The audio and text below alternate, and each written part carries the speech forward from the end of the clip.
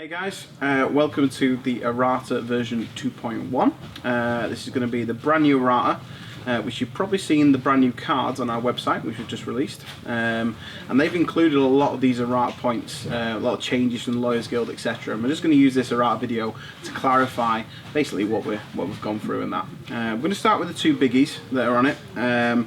One is blind and one is chain grab. Do you want to say the changes, Jamie? Sure, so blind has changed now to, its range has increased from 6 to 8. It's lost its AoE, and its debuff that it now applies is -2 attack, -2, -2 move, and -2 kick. So it's gone from having an AoE to only gone to a single model only. Just felt like it was causing a bit of a negative play experience. People find it a bit unfun to play against blind.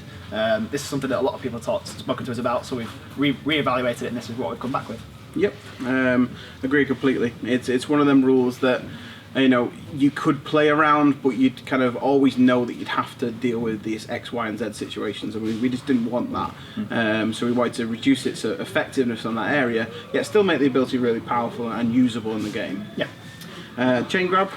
Yeah, so this has been reduced in range from range 6 to range 4. It's still a 4-inch push, so it just means that the maximum sort of personal threat range of Gutter has been reduced from 14 if she sprints and does chain grab to 12. She was causing a bit of a problem. People were having real big concerns about her, so we just, there's a change that we had on the cards. On the cards. Wait. So it's a change that we could have done a little bit further down the line. We decided to bring it up because it was causing a lot of concern. Yeah. Again, we're always listening to feedback. We're always reading the forums and looking at people's comments, and we make this kind of list in our heads, and we work out what we're going to actually impact from figures of what's happening compared to what we're actually going to maybe keep that for later seasons and that. And these two we felt were about right. The card reprint's been really good for us because it's allowed us. It's something that people have asked for a lot, which is the new style cards in the the S2 style and the S1 card reprint. Yep. And it's allowed us to slide in all the Errata points up to this point. So we've managed to put all the previous Errata points in. We've also clarified some rules that have come through the Lawyers Guild and people are questioning them. So an example of that would be flying on dirge. Yeah, so flying we missed out specifying that flying allows you to ignore ground penalties.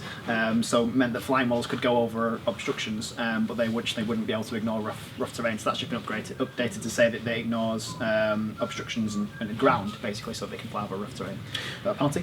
Another example is minefield as well on Ballista. Yeah, so this is one that probably most people wouldn't have noticed actually, but there was this really weird interaction where you could puppet master.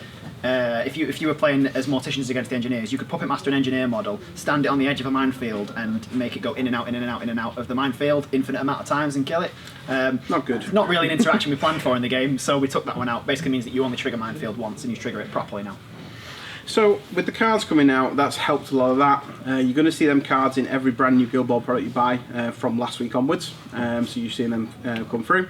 You can also, if you haven't managed to see them, you can download them free on Steamforged.com on our brand new website. I'm going to keep saying that because it's pretty nice. You can also buy the packs as well. So if you go onto the website, they're going to be available from this Friday. So whenever this video goes out, Ronan can work that one out. And put some kind of title here that would be really good.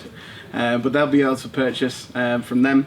And yeah, that will help, I think help new people to the game understand and have a lot more clarity in these rules, along with seasoned vets of the game just getting what they want basically, so they can enjoy this experience. So the next part of this Errata is actually some Season 2 core rules changes. Now, we've stated a long time that we're not doing major changes to the core rules Season 2, and we're not. Season 2 is exactly the same as Season 1 in the play style and how you play Guild Ball. There's nothing new as far as that goes. What we are doing, however, is just refining a couple of rules to make sure that, as time's gone by, we've seen these rules come up and we can add a little bit more clarity to your play experience, and so you understand how to play this game without having to troll through a rules forum to find an answer that's coming up. A couple of these. One is gliding. What have we changed to gliding, Jamie? So for gliding, we've added a time constraint to it, because currently if you put gliding on, it technically doesn't end. You would have the gliding until the end of the game if you want to read it in such a way. It just says now that when you use gliding, it lasts until the end of the turn. So if a model has a second wind on itself and it glides for the first advance, it can also benefit from gliding for the second advance for second wind. But it actually has an end. It finishes at the end of the turn. Yeah. No more infinite gliding models. No more infinite gliding models. Yeah. Not happening. Scoring a goal ends the current activation. Yeah, this is to do with actually a Bonesaw interaction. It's also kind of matters when you're taking control of other models with Seduction and Puppet Master. But what it now says is when you score a goal, it ends the current activation. So if, for example, if Bonesaw did a counter attack, he then triggered, what's it called, Football Dervish. If he then triggered Football Dervish and used that to score a goal, it doesn't end the activation of the model that he counter attacked. It would basically end his activation, even though he's not activated. Just clears up stuff like that, weird interactions on scoring a goal. There's 2 more. Fast ground and repositions. So, yeah, at the moment, fast ground, and I think it's to do with rough terrain as well, actually states that it inflicts movement penalties, and we've just cleared up the wording so that it only really supposed to affect advances, so that when you reposition, dodge, or are pushed into fast ground, you're not then getting a movement buff. Yeah. Because it's a dodge or a push, you're not supposed to gain it on an advance. Yeah. And the final one is pass action. Yeah, so at the moment we just wanted to clarify that pass isn't actually an action. It's only really mentioned, I think, as a sort of title in the rulebook currently, and it's mentioned in Puppet Master as well for making a pass, which clarified what a pass action actually is, which is you're able to pass the ball to another friendly model or into open space. So when you have your total title of kick, a kick action is either a shot or a pass. So we've just clarified that is what a pass action is. And they're basically going to be slid into the Season 2 core rulebook, which you'll be able to download free online or purchase come April time. And at that stage, we'll also remove these points from the current errata, so it'll shrink it down even more. Now, the final bits we've got on are relating to some of the Season 2 models, and again, a couple of points that are overall terms and terminology that we've changed. One is to do with markers. When you see the hunters, I'm not giving too many spoilers here, but when you see the hunters, the marker title, or what do you call it? The marker rule. The marker rule. Introducing rules for markers. The marker rule will be a significant rule. Yeah, it also makes an appearance on one of the Season 2 models that's not a hunter as well. It does. That's very spoilery. There you go. Yeah, you're welcome.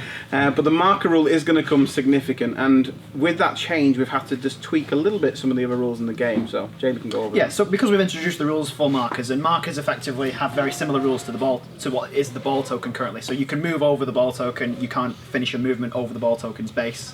That doesn't come up most of the time, obviously, because most people snap the ball token when it's a free ball. But markers effectively have the same rules. They don't block line of sight. You can move over a marker without penalty, as long as you can complete your move. You don't finish a movement on the marker.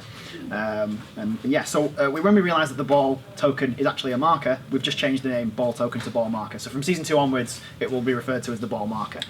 Because we definitely didn't want the situation we had, which was the ball token is not a token, it's a marker. Exactly, because we've also got the rules for tokens as well. It wasn't great. So when we actually reread it, we're like, well, we can change this rule to ball-marker, and it simplifies the whole process. Yeah. Is there any more big rules like that are changed? There's another piece of terminology that's changed, which is the goal token, because we've obviously put the rules in for markers. We've also more clearly written the rules for tokens, and we couldn't have the goal token is not a token because it doesn't follow the other rules for tokens. So we've also changed the name goal token to goal post, again, just adding a bit more clarity because it doesn't follow the rules for tokens.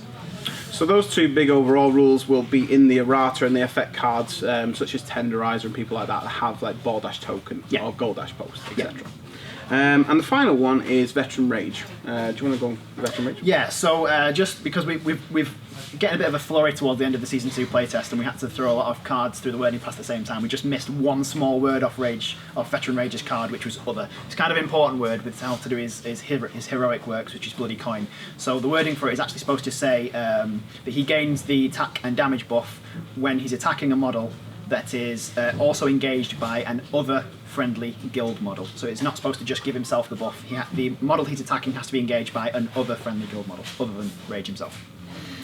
And apart from that, that is the new errata. So it is actually quite a small errata. It will actually shrink down in size again come Season 2 launch. And hopefully people can now see why we've done this card reprint. Apart from it being more functional, it also helps us bring all this in and have a nice 12 months until all season 3. So it's going to bring it nicely round and enjoy your games of Guild Ball. Certainly. Do we sign off now? I've been Rich Loxam. Jamie Perkins. See you later.